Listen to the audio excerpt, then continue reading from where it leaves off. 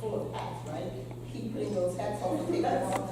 Sometimes you may put one on top of the other. Several on the time, That's how we juggle our lives right now, wearing all these different hats. And you find that out as you age and progress through this thing called life. And it is a journey. It is a journey. Yes. And each journey we learn has different challenges. When you go off to college, you're fortunate. That's a journey of a different sort. Yes. Parents left behind. Well, Lucas, you will need to speak louder. Yeah. Conversations with us. Do you want me to start from my She can begin and all. Okay. Okay, I was going to start by asking Joe Carolyn a couple of questions, and I said to her when we met this week, do you want me to write them down, or will you write them down? And she said, I've done this for so long that no question is really going to floor me. So at the end, you are able to ask a question, so save on something that really stumps her, that makes her think, think more. But my first question to her really was, when did she start finding anything that she could relate to with older people? I don't mean growing up maybe with a grandmother or a grandfather or something. I meant when professionally did she? And I was kind of surprised at her answer, which was when she was 24. And I thought, wow. So tell us about that. So when I was about 24 years old, I started working with a program called Senior Community Service Employment Program. And it's still going on, believe it or not. It's a program, and it is under the National Council on Aging. And I was working for United Progress Incorporated, which was the anti-poverty program in Trenton. And I was asked by our executive director, Bill Robinson, to take this program. It was a program with 20 seniors, 20 slots that were allotted by the United States Department of Labor. And we had 20 slots that we placed seniors in throughout the city. And they would be in nonprofits, in hospitals, in public offices, and they did work for 20 hours a week. Surprisingly, out of those 20, about 6 of those slots were at Trenton Psychiatric Hospital. And these were residents there. Back then they would call them patients, but we use the word residents now. And what they were doing, even in the midst of having serious mental illnesses, and most of them had been institutionalized for many years, they would lead help the arts and crafts program, do just things around the hospital. And the person who would bring their timesheets in was a lady named Mary. And she brought their timesheets in every week. She was 95. She was still driving, and so she would drive in with the timesheets. And she did that until one morning I got a call, and her daughter said, my mom passed away last night. She worked until her day was done. That started my awareness that, thank God, I thank God now that the wishes of a 9-year-old, when I was 9 years old and I was brought up in the church, I used to tell people that I didn't want to get old because old people were mean. They weren't mean, they were disciplined. And in my 9-year-old wisdom, I said, maybe I'd like to live to be 29. Because you see, at 9 years old, 29 was old. And then after that, I took over the statewide program, which was 650 slots, with seniors all over the state of New Jersey, and 35 seniors who helped to make those programs in each of those counties work. But I think I shared with Nancy that when I did take the position with the 20 slots, there was one of my first customers, one of the first people who came in was a man named John Kavanaugh. He was 75, And yes, he was looking for a job. And I was in my mind doing all the paperwork and planning, and I said to him, when he said to me, and don't place me with all those old people. Then, you know, I said, oh, don't you want to be with your friends? He says, no, I want to be around young people. Because those old people, they just sit, they don't do anything, they don't say anything, and I am concerned about my quality of life. That quality of life stuck with me. I still remember him saying that after all of these years. And so we did. We placed him at a Head Start program where he read to the students, to the children, and he was happy. And so that made an impact on me as well. As you can see, I can still remember that. And so then I went on to the National Council on Aging's program at the state, 650 carrying 50 seniors placed all over. I went to every single county in the state of New Jersey, and also every month I had a meeting where all those that were helping to administer the program would come in and we'd keep up with the new regs and all of the procedures and anything that needed to be done. So I was typecast at that time, working with seniors. And I didn't work just with seniors throughout my life. I've worked with other populations.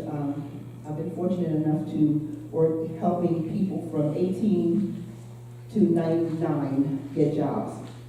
And so I think that's enough of that, right?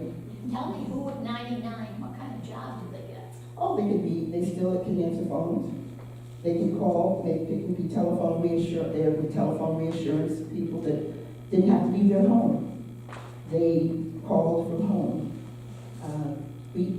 The nutrition program, the senior nutrition program, as you know now, many of our seniors help those programs. As you know, those programs pretty much work with volunteers. And so they use the senior employment program to actually staff those programs. So there's things to be done there too. Collect the tickets, you know. So there's a job for everyone. And so that's just an example of what we do. Tell me about some of your, when she got married, she moved, and a different state, different settings. Tell me a little bit, or everybody, about some of the people you work with in the West. Okay. So I happen to be the only sibling out of 7 who was born out of the state of Texas. And that's because my father had a job as a nursery truck driver in California. And so my mother had moved out there. I was the 5th of the 7. And, but I never lived there. I only had visited there twice in the first 39, 40 years of my life. And so after working here in several positions at UPI, and then working at the county Los Angeles Division of Community Services, and having spent 5 years on the Trenton Board of Education, 3 of those as the president during the time that the state took over the board, I fought a battle and I lost. It was a battle between the elected and the appointed school board. And after that, and after fighting and really working, wearing all those hats, parent, keeping a full-time job, numerous boards, and the board, which is not, you know, there's no organ in the garden, as I can say. I decided, you know, I've never lived where I was born. I think I'm going to go move out to California. That's what I talked to my children. And they said they didn't want to go, they wanted to finish school here. So I ventured out. It was at that time, right at that time, when I moved there, I was going on faith, stepping out on faith. So I moved there, and when I got there, I called the National Council on Aging because I knew they had a program there. And the director said, wow, we are reorganizing our Los Angeles office, and if you can give us about 3 or 4 weeks, we'll have a job for you. How about that for a calling, right? And so I started there, and again, did you know that the county of Los Angeles is the size of the state of New Jersey? It is. size of New Jersey. And so there I had 650 seniors who worked throughout that county in same kinds of positions we have here. And throughout, from leaving there, I ended up working, because of my experience with employment, I was asked to work at a program for the Mental Health Association in Los Angeles County, and it was establishing an employment program for adults with serious mental illnesses. And that program, I wrote a grant, we got some federal funding, we had some funding from the state, and we started a program called Oasis House right in South Central. It was called Oasis House, and the clients named it because they felt that it was a place that they could come, and they felt like it was an oasis there in the desert of South Central. So I met many people that believed in what you could do no matter what your situation was. And that program is still there. It's more clinical now. It was more of a socialization, psychosocial program. That meant that we actually had people that wrote, I had a staff person who wrote plays and programs for the clients. And psychosocial is really interesting because when you come in, you don't know who's the client and who's the staff. That's one of the things. And the people come in, it's a drop-in center. We had employment, we had case management, and lo and behold, somebody donated a motel to the Mental Health Association because they were concerned for the people who were homeless in LA. And so we had a motel with 20 rooms that became a living facility, independent living facility for some of our clients. We had the support of the Section 8, but not Section 8 certificates, but the federal funding coupled with their funding that they got as disabled clients, and they lived independently. Most of them worked on our work teams we had, and then they would come for their socialization to the center. So I think after I moved away, it became more clinical because of course they didn't do all of the fun stuff that we did.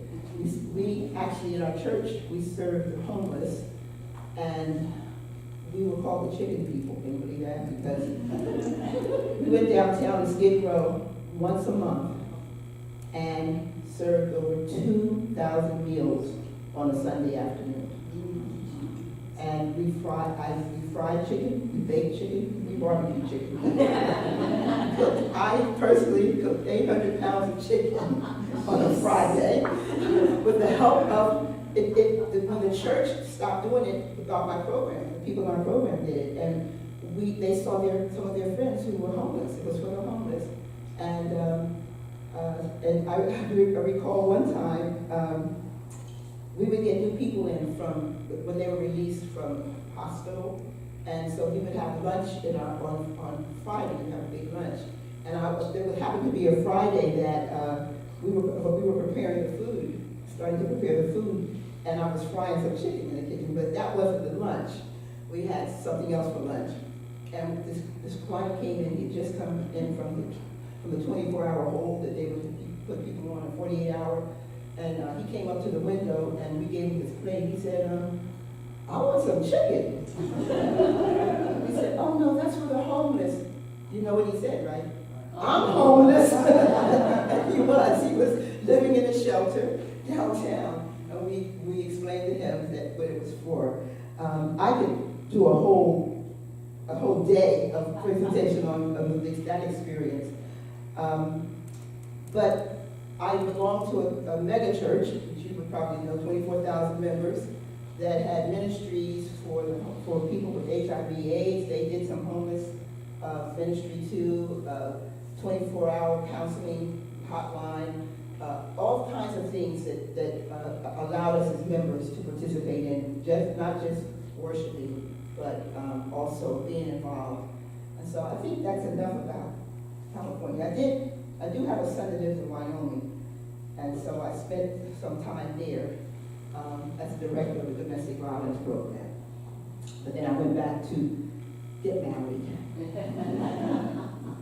Congratulations. Thank you.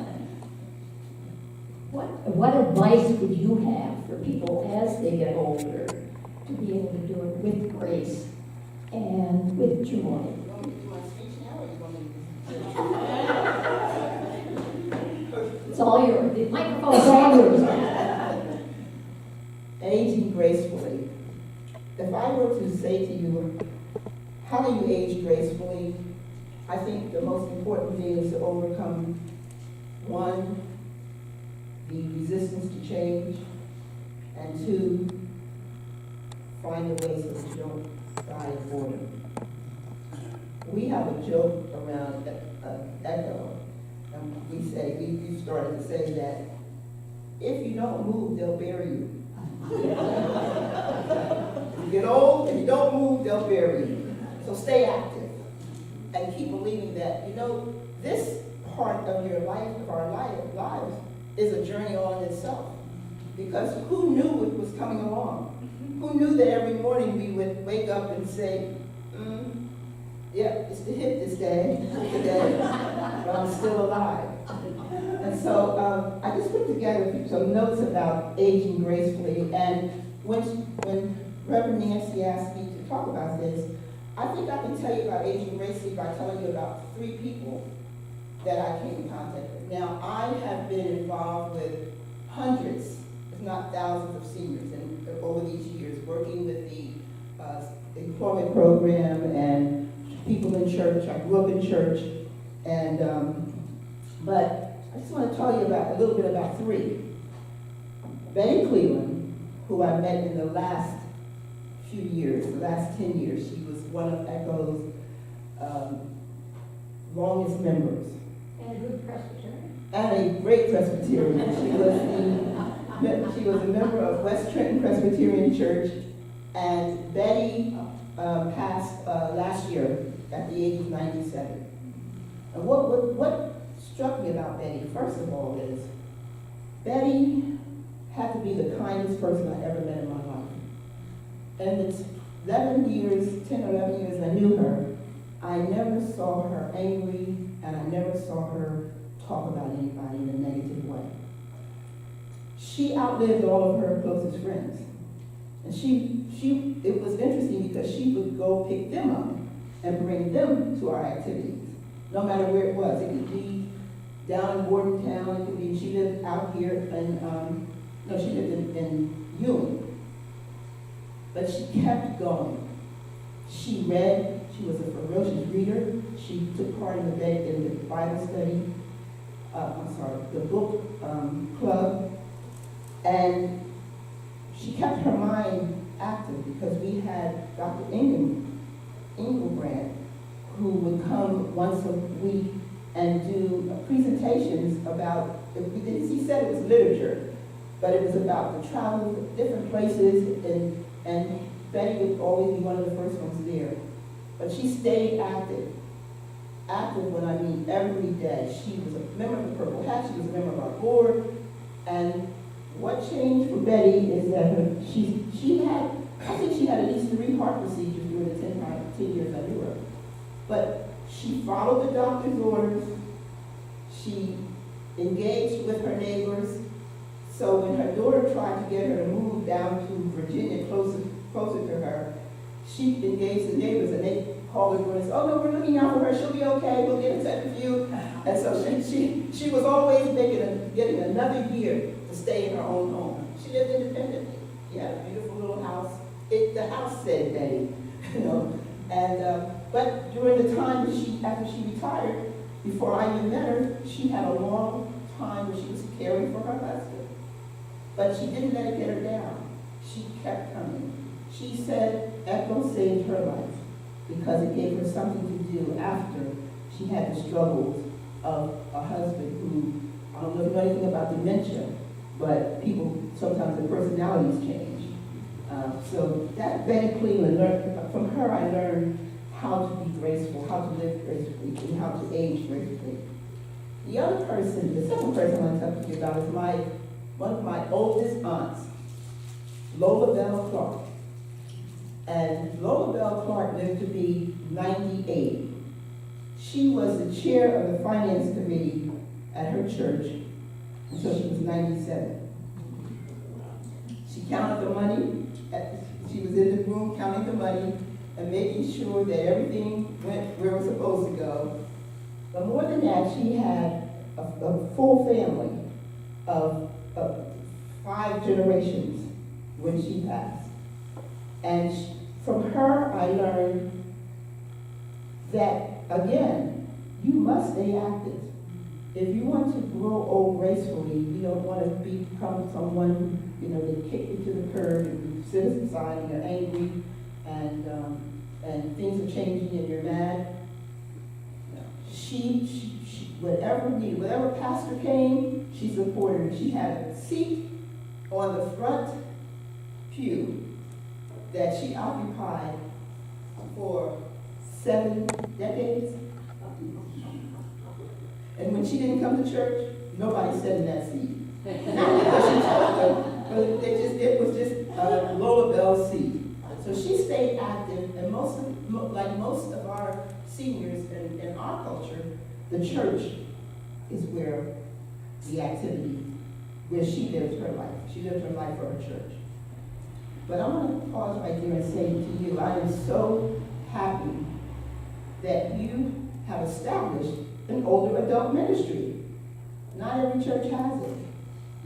One of the reasons why we have a participant board and not a corporate board at ECHO is because when we have given all these years to church, many times in our churches, you say, sister, we're going a different direction. And we're going to bring in the young people, so we don't need you anymore. That happened to a dear friend of mine. She was actually my landlady. She had been the chair of the stewardess board in the church, in two churches, for 50 years. And when a new pastor came in, he called her on the phone. Can you believe that? He called her on the phone and in essence said, we don't need you anymore.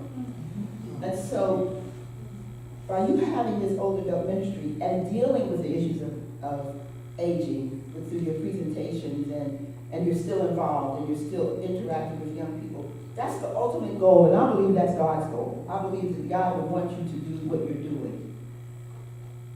And then I want to talk to you about a man. We thought I was going to talk about all women, right? My ECHO members who are here, Betty and Jewel and June, know Mr. Jasper Clark. And Mr. Jasper Clark just gave up cooking for ECHO's cuisine committee 3 years ago. He's 98 years old. He was a cook, institutional cook in the correction system, and he came onto the cuisine committee, and it was called the Queens of Cuisine, so they had to change it to the Queens and King. And he cooked, he's active. I think when he was 91, he told me that he was only taking 1 medication. Now, as he's aged over these few years, he's starting to wind down, but he's still winding down gracefully. I mean, a person who, no matter what you ask him, he's there. He's a prayerful man. He likes to study the scripture and read his daily bread and upper room books.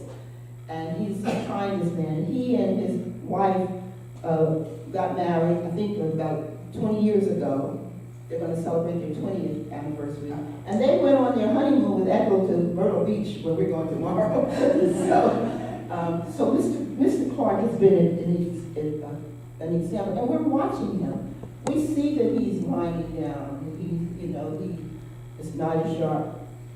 His knees are bending a little bit.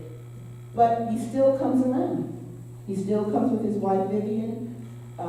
Week before last, we had an anniversary celebration, and I encouraged them to go in the closet and get those clothes that you used to wear, and if you still don't want to give them up, they're your favorites. And he came in, and he had this hat on, this suit, and she had this beautiful long vintage dress, and I said, wow, he said, yeah, I'm Al Capone today.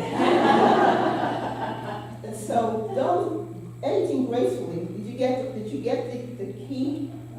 Right? Staying active, staying involved, and also having an independent mind. The other thing is, what I alluded to was accepting change. And God knows we have to, because things are changing now. You can either sit back and say, I'm not going to be a part, I'm not going to be involved because they keep changing, they're not doing things the way they used to. Or you can find out what you can do. You can accept it. Find your place in this changing world. How many people are real excited about the millennials? You know, that group of young people that's running around now. You have a millennial. We have several in our families. And you go, okay, all right, take some change there. I can either be a grumpy old lady, or I can just accept the fact that they are different.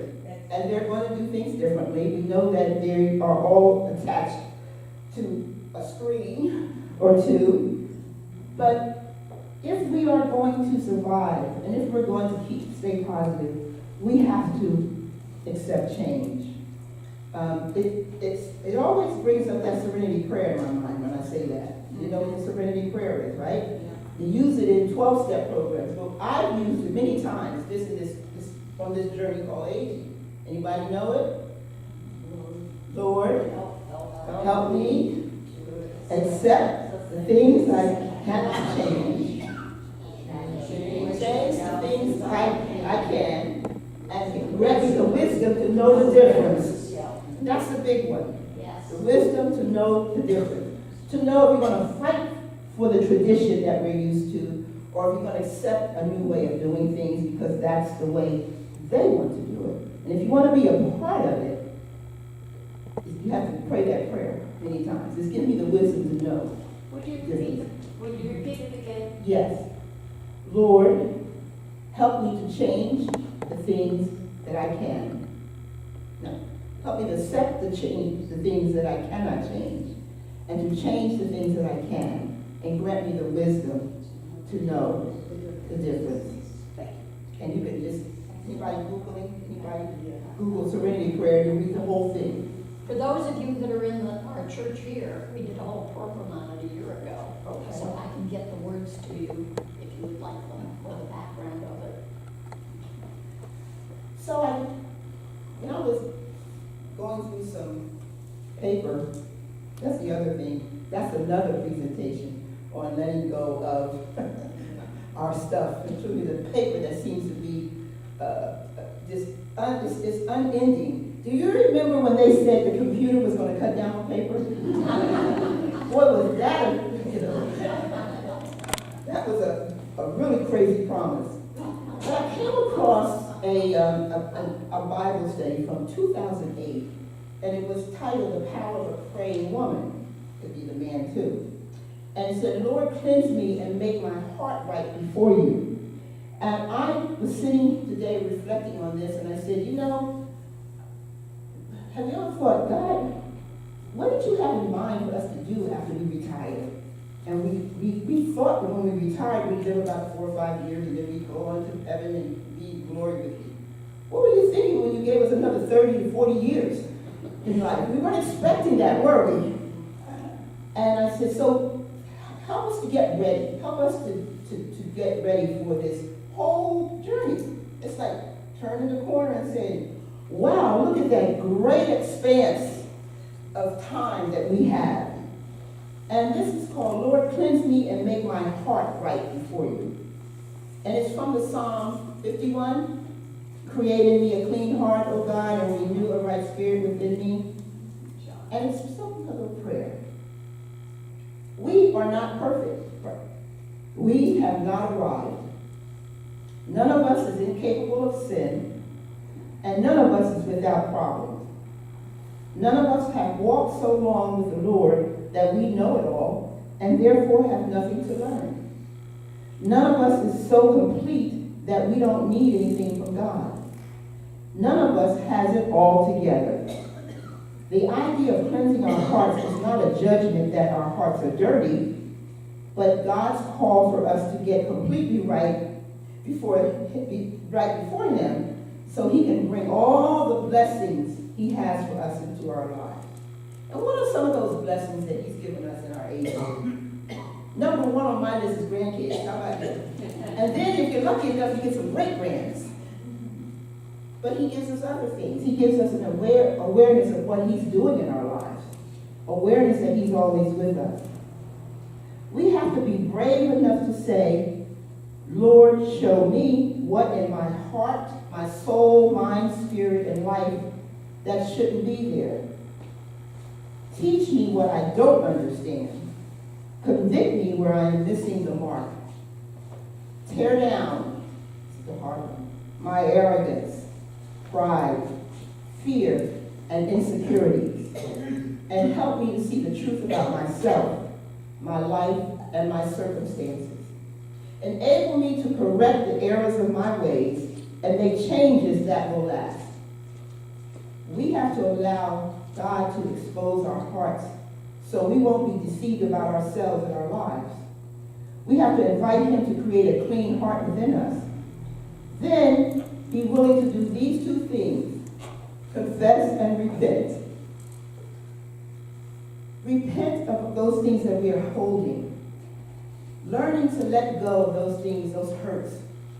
Isn't it amazing how we can remember someone that hurt us when we were 5 or 6, or forgive me if we were in church when we were 30, and the old people of those days seem mean? We have to let go, just like we have to let go of the material things, and it's hard. It's hard to let go of our treasures, the things that we've collected, the things that have been given to us, the things that we have that have meaning to us. One of the hardest things about getting rid of things is that they come with memories. And so the things, sometimes we hold on to things that we don't need. Sometimes it's the memories of hurt, the memories of pain. But we have, if we're going to age gracefully, as the song from Frozen said, let it go, let it go. I think one of the other enemies of aging, as I said, is boredom. And there's a quote by Dorothy Parker: the cure for boredom is curiosity. There is no cure for curiosity. So I ran across this story about a lady. She had a friend, and they were in their age, they were aging, but they stayed active. And then one day her friend had a fall, which resulted to her having to go into rehab. And so her friend kept, she was in rehab for several weeks. She had broken up her leg. And her friend kept calling, and she never could get her. So we know now, if you call someone who's in rehabilitation during the day, most of the time they may be down in rehabilitation, being in therapy. But she kept calling, she would never get her. So she went to visit, and her friend was not always in therapy. She was all over the place because it was a place that had a library, they would do an activity, something like Greenwood House down here. And she said, no, she was checking out. She was curious about what else she could do there while she was in therapy. And she said, why didn't she understand that she was a curious person and her curiosity helped her heal? Because she would not, just go back to her room. And she said that why didn't she understand or even think about that? And so that was a difficult transition for her, of course, when you fall. I really say falls are the worst enemy for seniors. Because when we fall, it's not just a fall sometimes. And so another workshop, fall prevention. A fall can change your life forever. A fall can kill you. But in this case, a fall created the curiosity in this already active person. And she said, I will remain curious about what I can do, what I can see, what I can experience. She is a role model for aging gracefully, always with a curious mind. It is true that only the curious have something to discover. And did I mention she was 100 years old? So how do we wind down? How do we get our balance when we are in a world that where there's so much change? God knows the news is not the same. I don't, every day is something negative. I like to come on the TV in the morning and I tell my daughter there's a litany of this one got stabbed, this one got drowned, this one got shot just in Philadelphia. And then we can be overwhelmed by life. We can be overwhelmed by the things that are going on, the things that are happening around us. And sometimes one of the best things to do is to take a break. And talks about mindfulness. And mindfulness you can practice, but I'm going to share with you how you can get in tune, get your body back in tune, and get your mind back in tune to the one who promised always to be with us. If I were to say, what would you do to age gracefully? I would give you a song, an old song, hold to God's unchanging hand. But how do we do that? So we're going to do a short experiment with you. Basic meditation and relaxation. So when the storms of life are coming, and I would suggest you do it daily, even if you're not feeling stormy that day. So what we're going to do, we're in a quiet place. I love this room. I love light, and it's so full of light. Sometimes when I do this, I turn the lights down, but you don't have to. We're going to sit comfortably. Make sure your back is supported and kind of straight. Uncross your legs. Keep your feet flat on the floor. Place your hands comfortably in your lap and allow your eyes to close. Notice your breathing. Breathe in through your nose. Hold it and release your breath slowly through your mouth. If you like, place your hands on your stomach and notice the movement of your stomach as you inhale and exhale. Now begin to visualize a place of beauty, such as a white sand beach or a mountaintop of snow, or some beautiful place that you've experienced in your many years that you would like to be at this particular time. Allow your mind to concentrate on the beauty of the place. Breathe in, breathe out. To keep your focus, you may want to repeat a mental phrase such as peace or love. Continue to focus on that beautiful place. And repeat those words in your mind. Peace and love. Peace and love.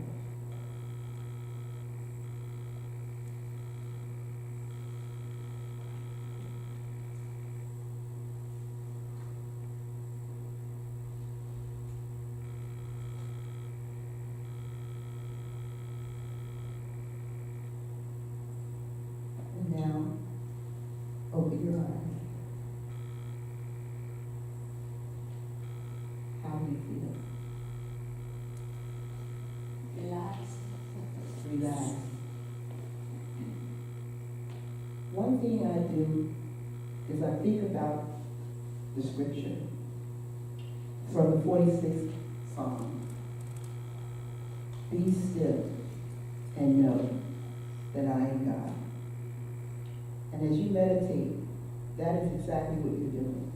You're being still you're recognizing that the source of all you need is our Heavenly Father. And I would just say, I have copies of this basic meditation and relaxation. And isn't it great that God gives us the ability to pray, to think, to meditate, and even to sing? And you don't need anybody's help. You can do it even when you don't feel like doing it. Once you go into that time of peaceful meditation, it's like going to the gas station and filling up again. Thank you for this time to share with you.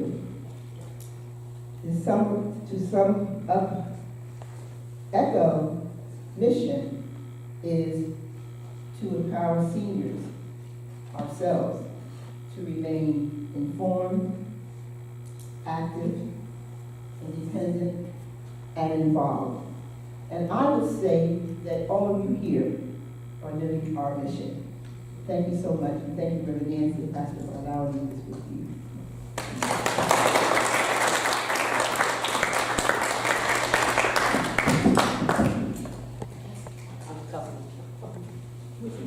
Does this mean we have to embrace smartphones? You know, I was going to talk about that because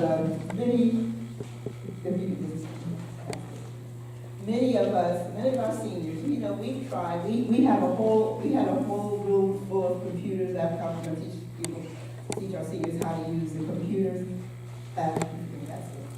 And I would say, yes, embrace your phone. It doesn't have to be a smartphone, but there's so much you can do. And the reason I say that is, if you don't, believe me, those landline phones, they're going to go out of business. They're already taken out. They're not even real true landlines anymore. But the phone is your friend. And there are always ways to learn how to use the phone. We have a lady that volunteers. She goes to Florida in the wintertime. Then all summer she comes in and teaches our seniors how to use their smartphone. So yes, embrace that phone. How many have some kind of either a flip phone or a smartphone? Yeah. Because it can be a lifesaver. And there's a lot that you can do with that phone. And so yes, you should embrace the phone. Don't, as you know, they have this new phrase, don't be scared. It's not going to hurt you. But it can be, and it can be your friend, and you can use it for what you need. Remember, you may not need to Google and all of that, but having it can be a lifeline. Thanks for the question. Yeah, how do we take this negative attitude I had toward technology and make the basic part of my life? I know I'm missing an awful lot. I really do. And I have a sister in Massachusetts, and she's in the same attitude. And it's just tough. It is, because, and I think the base, what I've seen with the seniors that I work with is fear. And, you know, who wants to be a part of something that you hear on the TV all the time, that, you know, someone got your profile, someone knows where you are. But I'll tell you the value. I have connected with friends, and I've been on Facebook since 2007. So over 11 years I've been on Facebook. I've connected with old friends that we went to grammar school, or I've traveled, so I've worked in 4 different states, and we stay connected on a daily basis. Now, I sometimes don't talk to my sister for like 3 or 4 months, but I talk to my Facebook friend because she's not on Facebook, and she's busy and I'm busy. So you go, and you know the library is a good place to become involved with, with the computer. First of all, they still have the computer. And then if you have a smartphone, most of the vendors have workshops to teach you how to use it. And it's we have another senior at Echo, she's 100 years old. And she still lives back in her own home out in Lawrence, she still does her own gardening. She does her investment banking online every day. She checks her investments. So, and she was a little bit, leery of the technology at first, but you can't stop her now. She stays in touch with her family, her children are in different states, but they stay in touch daily. And now, this great thing is FaceTime. You know what FaceTime is, right? How many know what FaceTime is? So you push a button on your iPhone, and wow, there's my son sitting there. Hey, Mom, how you doing? So we're looking at each other in real time. That's the only reason I have an iPhone, because I want my other phone back. But it's just think of the positive, and if you want to just try it out, get the most simplest phone. They really are going back to flip phones because some people are not. I think they're going to have a flip Android that's advanced. It's actually a smartphone, but you can get any size screen. I will tell you a little story if I can take. I know we have another speaker, but about 3 years ago, I was over in Sears across the bridge in Pennsylvania, and I had bought some shoes and worn these shoes for a long time that I could only get there from Sears. It was the Red Cross or something like that. So I went over in there and I asked the lady, I said, do you have any more? They had a pair, but they were too small. She said, no. And she looked at me and she goes, do you know somebody with a computer? Because you can go online and you can order it. I said, oh, thank you. And why did you think that I didn't know?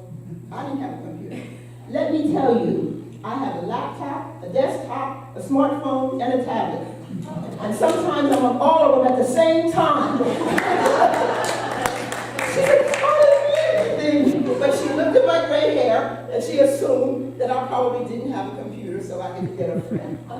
So if for nothing else, tell them, no, I am a techie and I'm proud of it.